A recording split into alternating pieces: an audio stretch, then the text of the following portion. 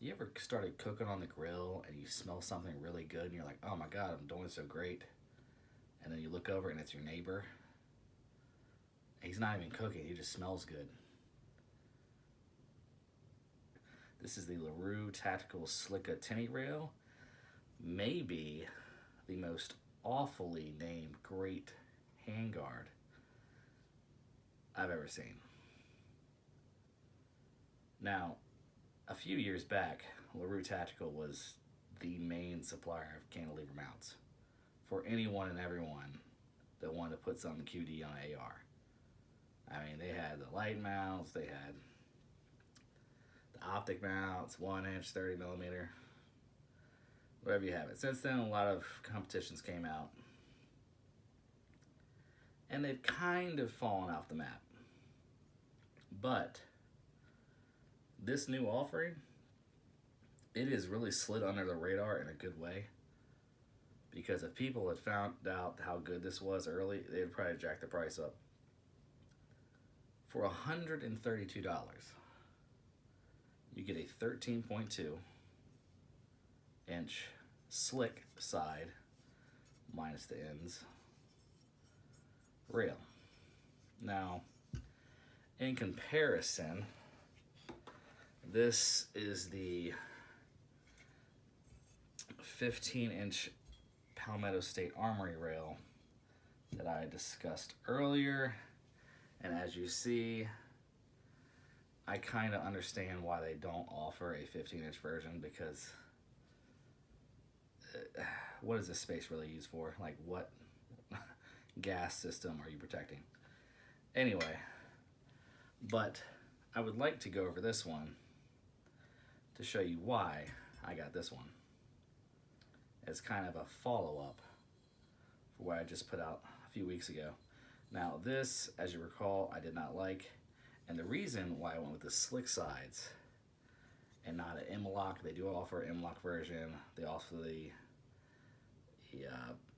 full pick rail side versions, like a quad rail. I think they also have a key mod version for their stealth uppers. I think it's built into their uppers. But the reason why I went slick and not M-lock was because I looked at this and how it was contorting on the bolts, and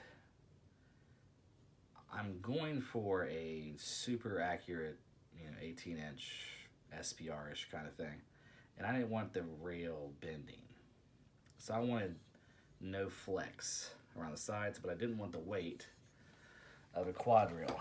And if you're wondering, I still hate that rail, so nothing has changed on that avenue. But that's what brought me to this. I searched a lot of places. I have the MCMR and the KMR, and those are great rails, but they do have a tendency to bend if you start yanking on it or putting a lot of bipod pressure or something like that. You can get a wave, but you gotta really torque on those things more than you're supposed to do with any rail, but it can happen. I remember I was coming out of the back of a truck and my sling got caught on the little indention where they usually put the chire, and it actually bent the rail on my KMR. So BCM replaced it. They didn't have to, but they replaced it, which was cool. But this guy, man, this is one tough boy right here.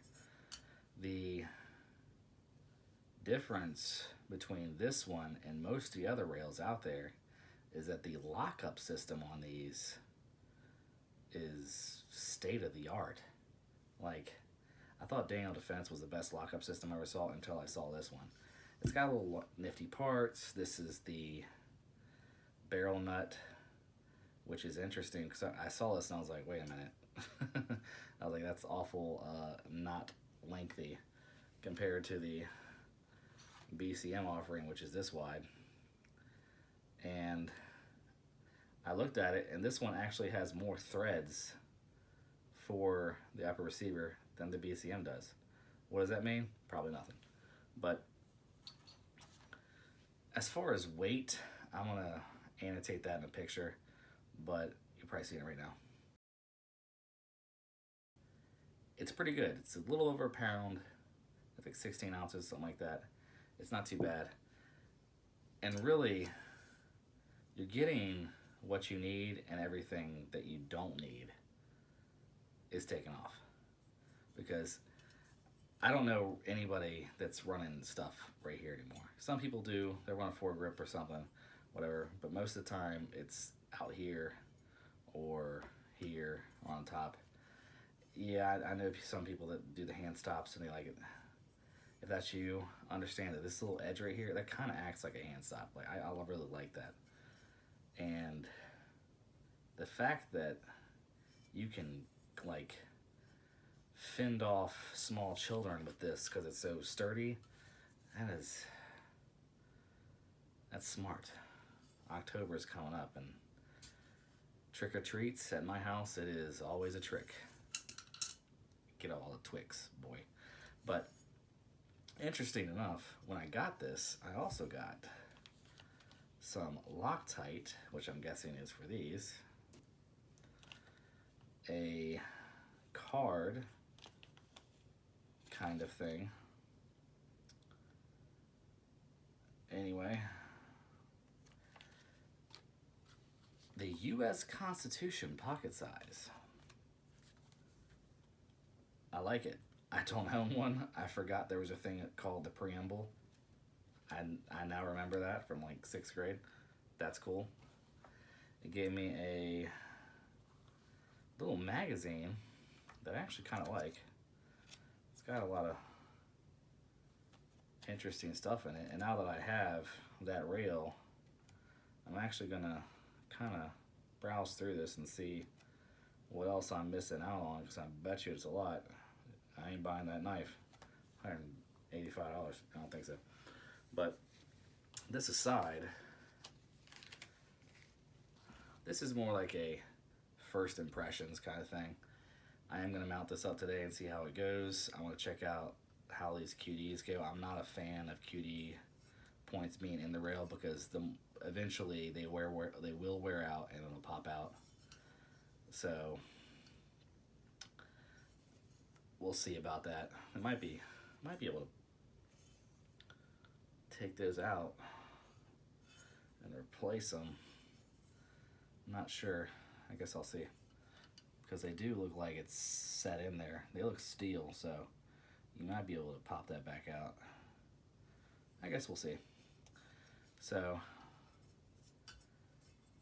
I really like it.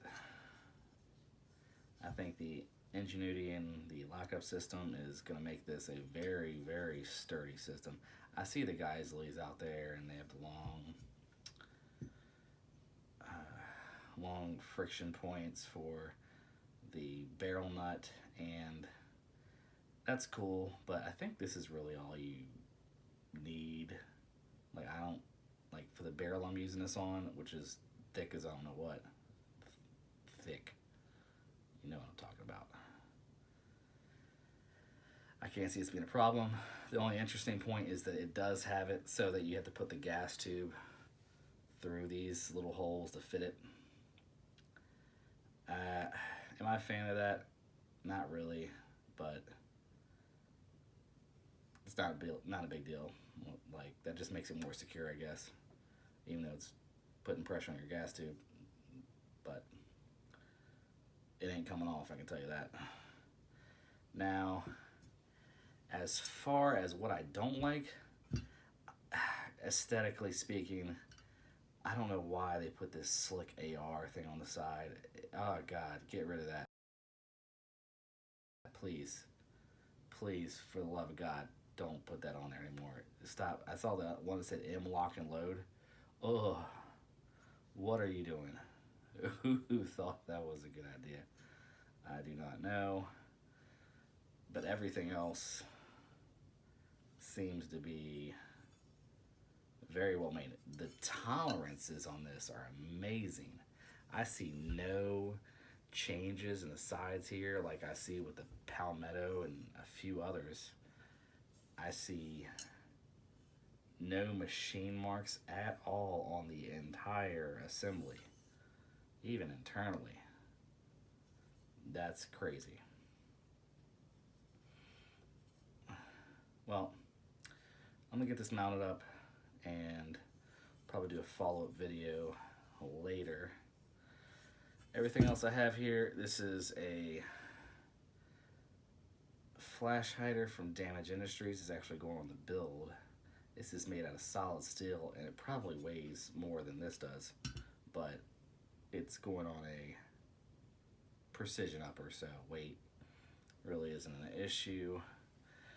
This is a Gerber boot knife. I've had this thing for a long time. It is very nifty and extremely sharp. Ask me how I know. We got the I1R EOS from Olight. Haven't opened this up yet. Might look at this next, see what's going on, but there are other offerings I've liked, so we're gonna see how this goes. Stay safe.